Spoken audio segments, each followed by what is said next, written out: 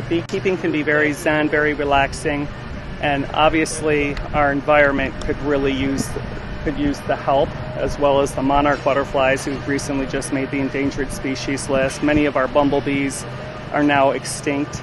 So I'm working with the city of Hazel Park in hopes of changing those odds, one little community at a time, one garden at a time. And it's been a wonderful experience so far this year. What I'm holding here are 2 frames that go inside of these beehives. This is undrawn frames, and this is a wax foundation from which they put their own beeswax and create that honeycomb. The honeycomb is the place where the queen lays her eggs, and also where the bees at some point in the season put the nectar, which will then ultimately become honey. The importance of the bees is for pollinating.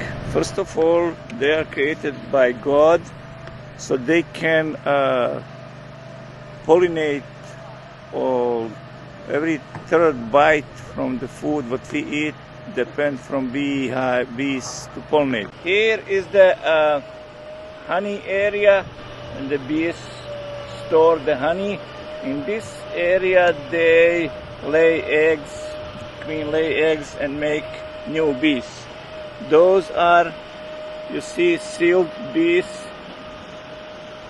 sealed larva. In 21 days it's gonna be gonna hatch out. Called capped brood. So at the last stage of metamorphosis, they know to put a little wax coating over those baby bees, and it's kind of like a baby chick pecking its way out of the shell. The baby bee eats its way out of the wax capping. Yes, this is a medication that we're going to put down to fight the varroa mite, which is the varroa mite destructor, is a pest that is endangering many of our honeybees around the world.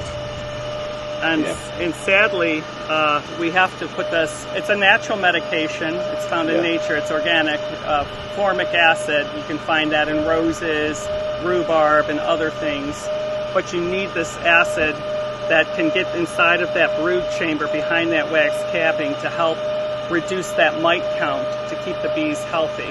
There is a queen, yellow mark, see her? There she is looking for the empty cell to deposit egg.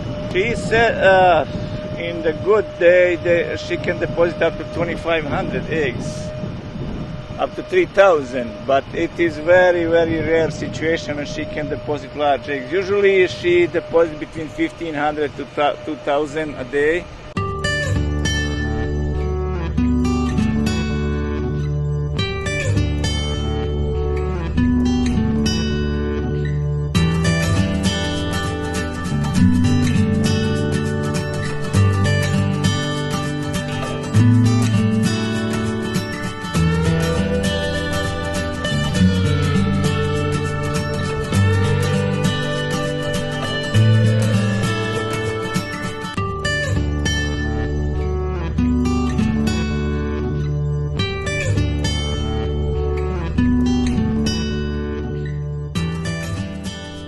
So it sort of marvels me every time I go in the hive and I get to see these wonderful creatures working so harmoniously together. The whole thing with honeybees is they work as a colony, as a large group, very harmoniously. They're all selfless. It's always for the greater good of the community, the greater good of the colony. So they'll sacrifice themselves in order to make the greater good and all of the colony do well. I think we as human beings can learn life's lessons from the honeybees if we just take the time to sit and reflect and watch them. And one of the beautiful things about the garden here in Hazel Park is we've got a bench here, although I've got it loaded up with beekeeping gear at the moment. Citizens and other gardeners, after they've worked in the garden, can come and sit and enjoy the bees and just watch them. You can learn so much from just observing the hive.